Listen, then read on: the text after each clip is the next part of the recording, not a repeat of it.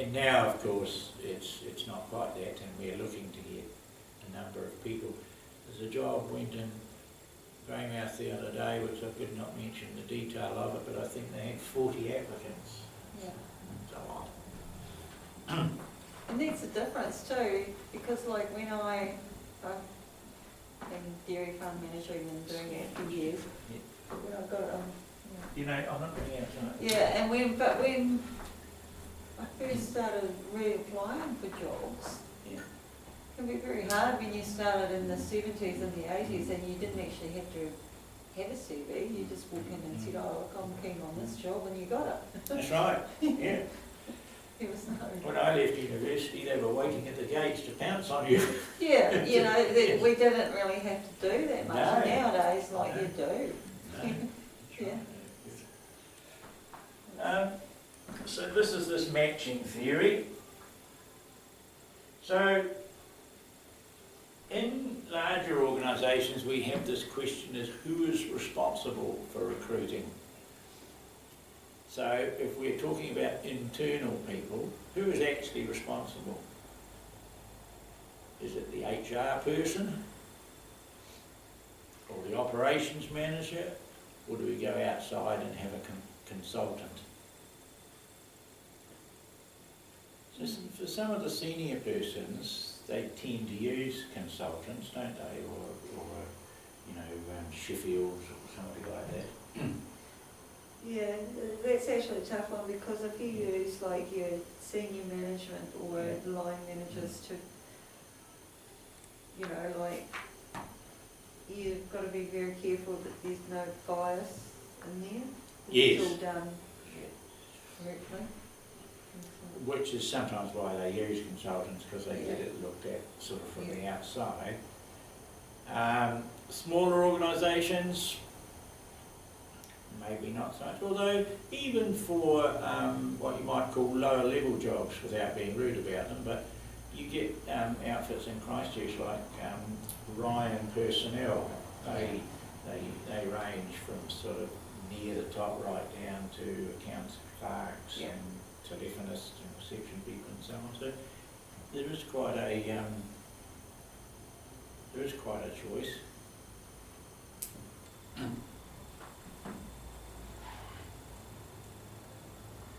Then we think about whether, if we got the choice, whether this is the purchase or train. In other words, do we go out to the market to recruit somebody, or do we train up somebody that's in the organisation for the job we want? Do we look for people inside the organisation? Do we look outside the organisation? Or do we outsource to a Ryan's or a Sheffield or somebody like that?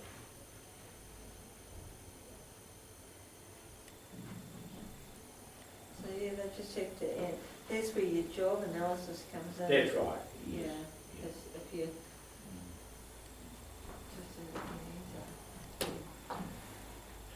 Then you get this question of where we can get people from, and sometimes it's worth saying to ourselves, oh, hang on a minute, we should first of all have a look at who we got or might have.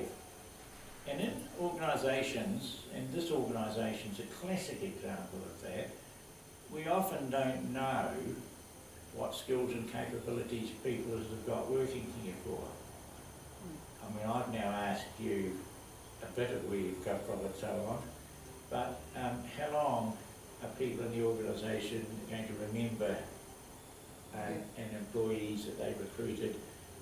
How much do they really know about it? They've seen CVs, do they remember that, oh, I remember. Yeah. And I had a wake-up call for myself. I know that when we needed somebody in music, this is back a wee bit now, and we're scratching our heads a little bit for this, and one of the women that was doing the business administration, you know, as a tutor, and she'd come from Christchurch, from quite a good company, and all the rest. But low down, she was one of these LTCL and whatnot musos. She was really good. Yeah. We didn't know. Yeah. And so that's... So the internal actuals, this is where you just say to somebody, well, we should talk to Mary Smith about that, or Joe Bloggs, or something like that first. And the other one is the so-called internal referral. This is often used in places like the coast or in smaller organisations where a person working in the organisation perhaps becomes aware that there's a job or a job coming up, and they'll say something like, oh look, I've got a niece and she's just thinking of moving from such and such. She'd be quite good. Do you want to give her a chance? Type of thing. And the word of mouth coming out of the organisations. And there's argument about whether that's a good idea or a bad idea. My experience has been it's been a good idea, because a person in an organisation is not going to recommend to us to employ their niece unless they're reasonably confident that she'll work out, because otherwise it'll rub back on her and her reputation. And the other way around, the employee that comes in feels perhaps a greater responsibility to do it all right because her auntie's recommended that she comes in. I've never missed with that when somebody's yeah, I think so too, and I think because there's also that building the company reputation. Because if the auntie really likes the company and works there and is quite keen for you to work there, then it's going to be a good place to work. So you've got all of the positive things happening to start with. And the attitude that people in the organisation will be saying, oh well, that was good, they gave Mary's niece a job, and Bill Smith had a bit of a rat bag of a kid just leaving school and they gave him a job, and you know, they will start to build a respect for the company. And So yeah. I think that's underrated. They often say that internal referrals aren't such a good idea, but I'm not so sure. Yeah, there is. Yeah, I agree with you on that one, Ian. You have to be careful. I mean, it's not a good idea, and I know the banks ban this, so they obviously know this. They don't willingly employ a close relative or partner in a situation where they're working directly under the manager. Yeah. Because that creates trouble. But if we're all working in a group, like a couple of you working on the farming program, or us working in the business program and so on, great. Yeah. But yeah. So these are some other sources of where we can find people, particularly in a smaller, I'm thinking here in smaller places like Greymouth and Westport and on the coast. You can let the schools and campuses know that you've got opportunity coming up, perfectly reasonable, including us. People ask us if we've got anybody sometimes. Well, even one of the cafes I worked part-time before I started here, they're looking for a casual chef. And I said to them, why don't you come to the college here? And these guys need to have they need actual time, and they and maybe employ two. It's sort of. No, that's right. And sometimes from work experience, you know, people go out on work experience and they become.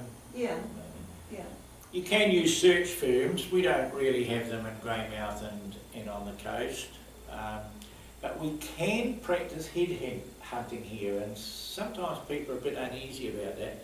But if you know that there's a Bill Smith working in an organisation and he's pretty good, and you might get to hear that he's a little bit unhappy about something, or they're asking him to move. It happens a lot here because everybody knows everybody, and they really know.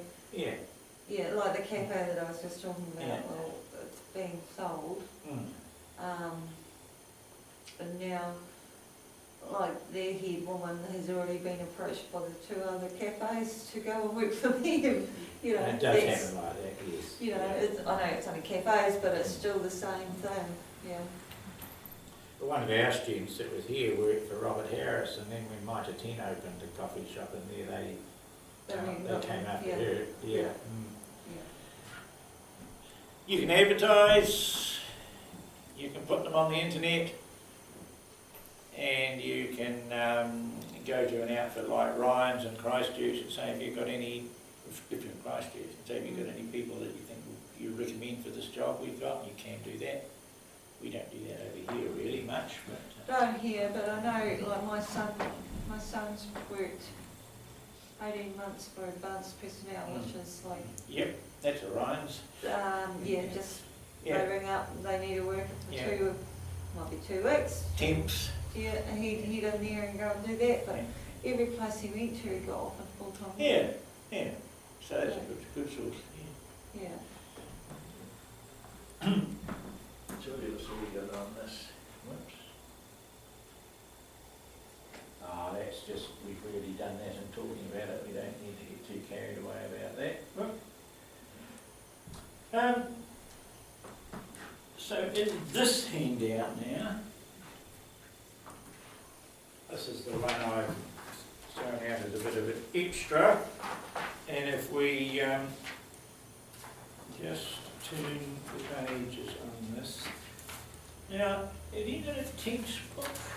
I just want to... Got that one there. Right, so the page references on that handout are now out of date by one edition, so you might just need to use the index, but don't worry too much about them now. It's not... So, when we recruit, we tend, of course, to be relying particularly on person specifications.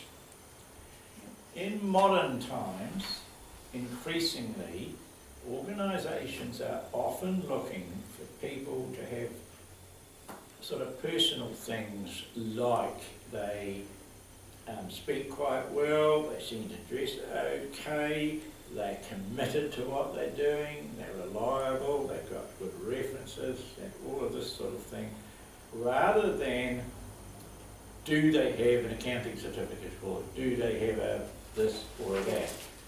And this is this sort of area where they're looking for, what they say is they can train their own people. And in the way they want them trained, but they do want them to have a lot of sound personal skills. And that's why we write person specifications on the bottom. Now these are the things that guide us in recruiting once we've decided the sort of person we want.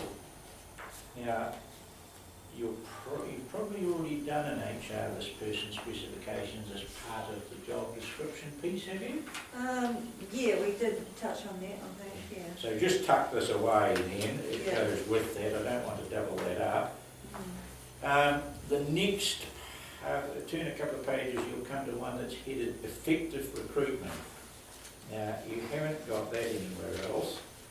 And the next one over is 7 steps to effective recruitment. Yeah. So that one, effective recruitment, there's some headings there that talking about brand image. So this, I bought the paper. Good on you. That's what they mean, like this is the brand image. Yes. Isn't it? And then they've got brand image, the titles, who we're after, who they're after, and then they've got, this one's a wee bit different, but they've got also the person specification down here. Yeah, no, they're all good. So that one there I thought was actually quite a good, and for the person specifications there, what they provide, they don't actually like really describe. That's a person specification all over, isn't it? It is, it's really, not, they haven't really said no. what the job involves, but then...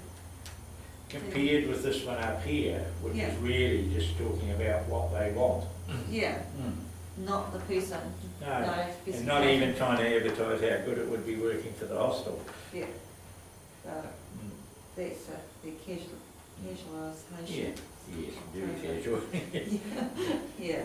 And I mean, ones like these ones, they're obviously looking for specific inquiries, you know, like you've got to have a class 4 drivers or you've got to be a certified mechanic, but even those have got a little bit, you know, must be committed to the job and all of this sort of thing, don't you? Yeah. That's all good thinking stuff, Yeah, so, because that's, you can have a look at it. Now this 7 steps one, the last part of this handout before the PowerPoints, is really just something to, in a way, it's designed to be something to be filing away that's in a workplace or something like this. You can just basically, almost like a checklist, go down and check it, you know, Yeah. and it's a process for doing it. There's nothing really in there we haven't talked about, it's just putting it in another sort of format. Now the other thing we sometimes do, I think Kate has, we occasionally just put 1 or 2 video clips in front of you with somebody else talking about it. Just so that, and I've got a couple of those for this one. Assuming I can work the electronics, excuse me. That's very good.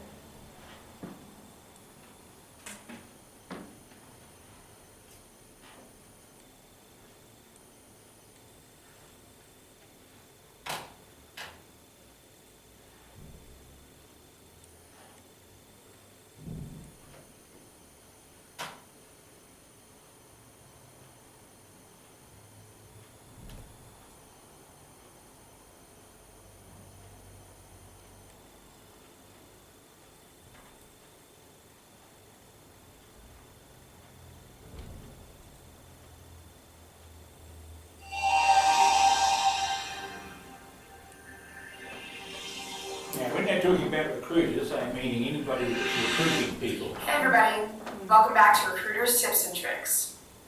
The job market is extremely tough these days, and being a recruiter is even more tough. It's really hard to make yourself not only stand out as a recruiter, but also be a really strong and successful recruiter in the market today.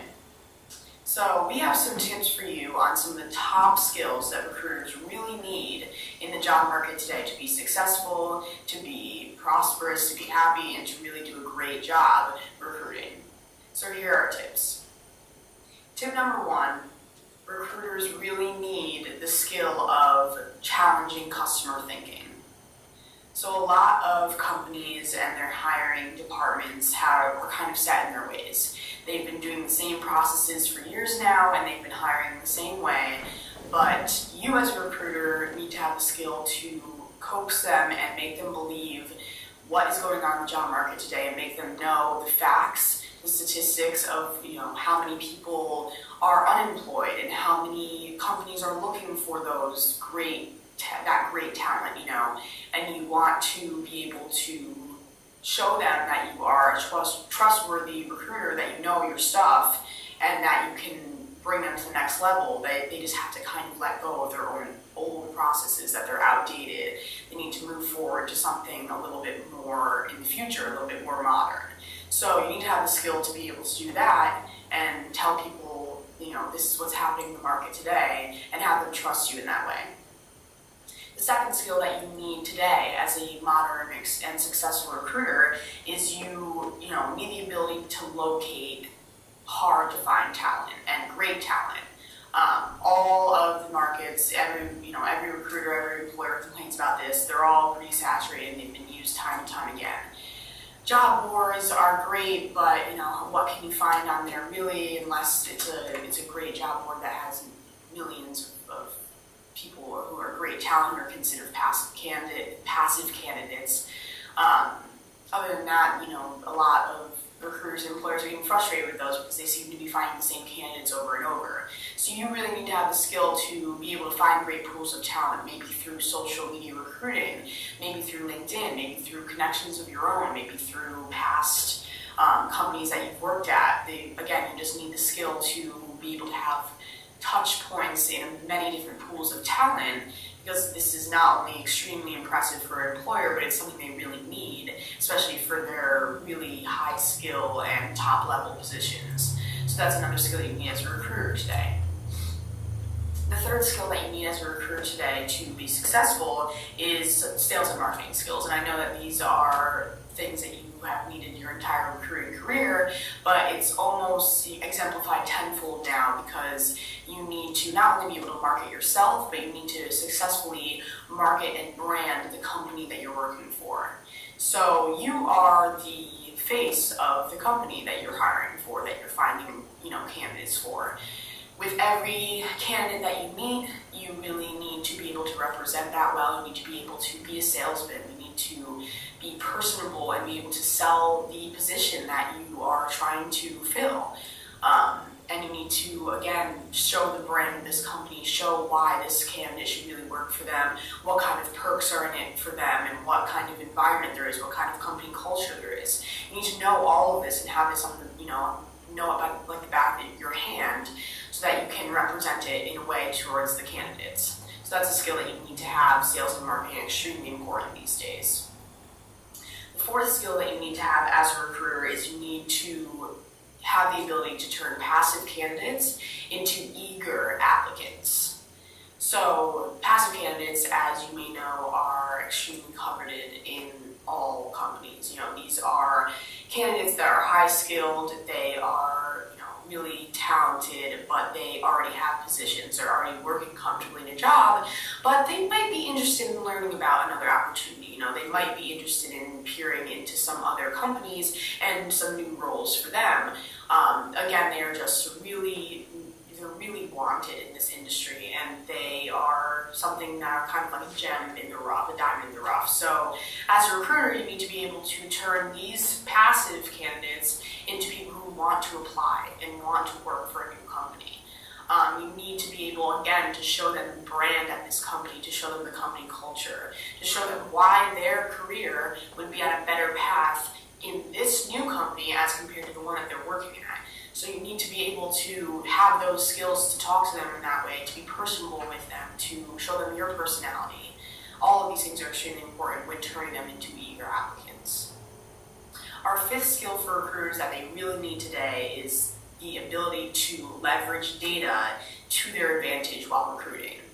So there are a lot of different recruiting analytics these days. There is a lot of data that you can look at through, not only the candidate themselves, but also the company that you're working with, the industry itself. You need to know your industry and all the statistics that are surrounding it every day, every month, every year, because these not only are, cycle back to working with your clients and kind of being able to sway customer thinking, but also working with candidates and making them eager applicants. Knowing all of these statistics just show that you are a professional, you know your field, and there are these statistics available to us now. So use them to your advantage and really show, again, these candidates and these employers that you know your stuff, you know what you're talking about, and you know how to use these statistics, this job market, what's going on right now, to your advantage and to their advantage. So these are our top tips and skills that you need to know as a recruiter today. Be sure to take note of them because, again, the recruiting industry, as you know, is not the easiest then and now. It has never been an easy occupation to hold, but it is extremely important to the job market and how it runs and how it functions. It's extremely important to employers, and you really come through and save the day in a lot of ways. So you want to make sure that you're on top of the modern skills that you need. Thanks for joining us today. Stay tuned on recruiter.com and our Twitter @recruiter.com, and subscribe to our YouTube channel. They always end up selling you something on YouTube. I'll run you a second one. It's a smidgen longer, and she has an accent, but she's still intelligible. This is a little bit more formal. It's not. Try that.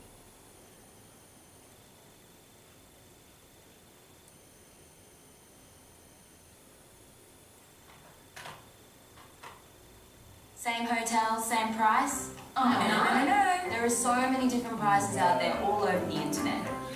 And Trivago instantly compares. Hello friends, my name is Shalu Pal, and today in this video I am going to tell you about recruitment. What is recruitment, importance of recruitment, recruitment process and sources of recruitment. One by one we will see all the points. First we will see what is recruitment. A famous author, Edwin B. Flippo, he defined recruitment as: recruitment is the process of searching the candidates for employment and stimulating them to apply for jobs in the organization. So yes, recruitment is the process of searching candidates. Why we are searching candidates? We are searching candidates for employment so that we can offer them job. And we are searching candidates in such a way that more and more candidates should apply for jobs. Okay, so this process is called recruitment. Hope you have understand this. Next is importance of recruitment. Why recruitment is done? What's the importance of recruitment? We will see point wise. The first point is attract more candidates to apply in the organization. So the main importance is to attract more and more candidates. Why they are applying? Where they are applying for the job in organization. So this is the importance of recruitment. Second importance, process which links employers with employees. So how both employers or employees are able to meet? They are able to meet through the process of recruitment. We are conducting recruitment in such a way that employer can meet various employees and he can select the best employee for him. Next importance is increase the pool of candidates for job at minimum cost. So here we are increasing the number of candidates which are applying for the job. We are increasing the number of candidates through the process of recruitment, and this process we are doing in minimum cost. Okay. Next importance is determine present and future requirements of the organization with proper planning. So it is the importance of recruitment because recruitment, through the process of recruitment we are able to determine that whatever the requirements, how much employees will be required in future or how many employees required in present, that is we are doing through proper planning in the recruitment process. Next importance is to provide good quality people to the organization. We are doing recruitment for what purpose? The purpose is to recruit good candidates, to recruit knowledgeable and skillful candidates for our organization so that we can provide good quality people to our organization. Hope you have understand the importance of recruitment. Next we will see recruitment process. What is recruitment process and what are the steps in recruitment process we will see one by one. So first step is identifying job vacancy. First we have to identify how many vacancies for job in our company and in which department we are having that vacancy, that we have to identify.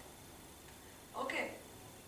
Next step is prepare job description and job specification. So here we have already identified job vacancy, then after that what we will do? We will prepare a job description. Job description contains information like job designation, job location, and what are the experience required for that job. That all information will be included in job description. And job specification includes the information like whatever skills required for this job, whatever certification or whatever knowledge candidates should know, or whatever experience in which field candidates should have, that information is included in job specification. Okay. Next step is advertising the job vacancy. So now as we have already identified job vacancy, we have prepared job description, job specification, then after that we will advertise the job vacancy through newspaper or through media, through online in websites, whatever the process is, we will advertise our job vacancy. Okay. Next step is managing the response. As we have already advertised the job vacancy, so many candidates will be applying for that job and this response we have to manage properly. Next step is shortlisting. As candidates are applying for the job, now we have to shortlist the required candidates for the job. And after shortlisting, we have to arrange interviews. And after arranging interviews, we have to conduct interview. And after conducting interview, we have to select the final candidates, which will be selected for the final job. Okay, through proper decision making. So this is the process of recruitment. Hope you have understand this. Next, I am going to explain you sources of recruitment. What are the sources of recruitment? There are two sources, internal and external. So we will see what are the sources included in internal source of recruitment and what are the sources included in external source of recruitment. So first internal source is promotion. Through promotion we can do recruitment. We can promote candidate from inside the company. And we can offer him a good salary, we can offer him a good designation and a proper increment, and we will promote him